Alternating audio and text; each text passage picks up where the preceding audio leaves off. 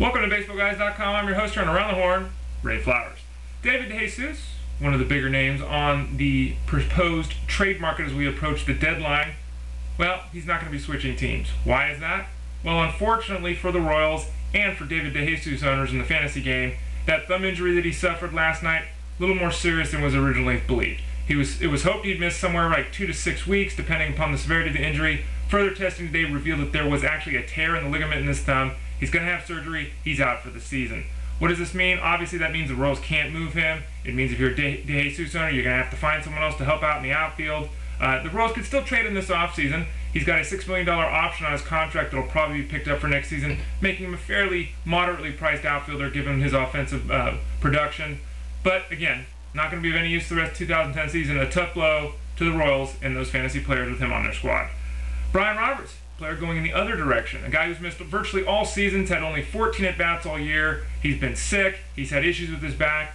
All that's finally in the past. Brian Roberts is back in the lineup for the Orioles on Friday night. He's returning directly to that leadoff spot. He went 14 for 29 in a minor league rehab stint, clearly showing that his bat is ready. Whether or not he can return to be the player we've seen the past few years, the guy who's hit at least 280 with 100 runs, 30 steals, and 40 doubles each of the past 3 seasons, the only player in baseball who's done that. Whether or not he can return to being that level, it's debatable. But you got to take a shot on Brian Roberts if he's on waivers. If you've been holding on to him and stashing him on your IR DL spot for the entirety of the season, now is the time to get him active. Brian Roberts is back in the lineup, finally, for the Orioles. Crawford is another player returning to the lineup. He missed a couple of games. We talked about this a couple days ago on Around the Horn here at BaseballGuys.com. Crawford, who doesn't wear a protective cup, was hit by an errant pickoff throw at first base in that region, had some testicular swelling, had to miss a few days. He's back in the lineup. He says he won't wear a cup, so let's hope he's a little more careful around the first base bag. But Crawford must be activated instantly, one of the top 10 fantasy players going. Justin Masterson.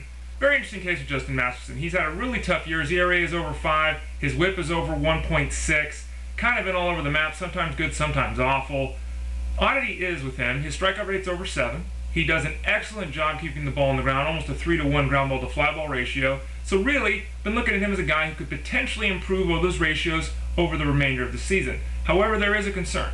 Masterson, who did throw over 150 innings a couple years ago in the minors, only threw 88 innings last year in the big league level. He's already up to 111 this season. Therefore, there's obviously a line of thought that the Indians will shut him down come September. The club's got nothing to play for. Doesn't do any good to blow out this young guy's arm. They look at him as one of the horses of that rotation moving forward. So Justin Masterson owners, be careful. He might be shut down in the month of September.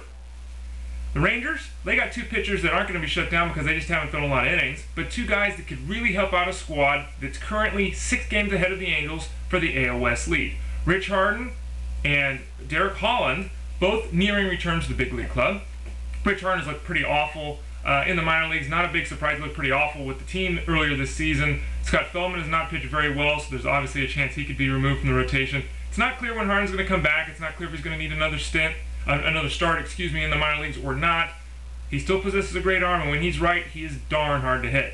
Now, Holland's also coming back from injury.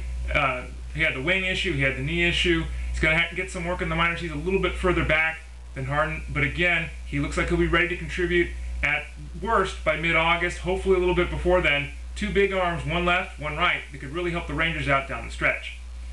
And finally, another hurler coming back is Happ. Now, Jamie Moyer, we talked about the other day, 9th all-time in the history of baseball for wins by a left-handed pitcher, which is truly amazing. Has an issue with his UCL in his arm. He may require Tommy John surgery. Even if he doesn't, he's likely done for this season and probably done for his career. So what do the Phillies do? Well, it looks like Happ is going to be called up from the minor leagues to take the spot in the rotation of Moyer. Now, Happ hasn't looked very good at all in the minor leagues this year. His ERA is almost 6 in his 9 appearances. Hasn't been very effective. His strikeout to walk ratio is below 2-to-1. But the Phillies don't really have another option right now. They might explore something on the trade market. This might be a short-term fix for them, but Happ will be reinserted into that starting rotation and try to recapture the form he had last year. I wouldn't expect that to happen, not just because of the injury that's kept him out for a long while this year to his forearm, or because of the struggles he's had this year in the minor leagues. Happ was very lucky last year. His left-on-base percentage was over 85%, the second-best mark since the 21st century began. Yeah, and he's not that good of a pitcher, folks. He also had an extremely lucky batting average and balls in play rate. Look for his performance to regress from last year Combine that with the other two factors I just mentioned with his health and his performance of late in the minors. Happ, not someone you want to look at unless you're in an NL-only league at the moment.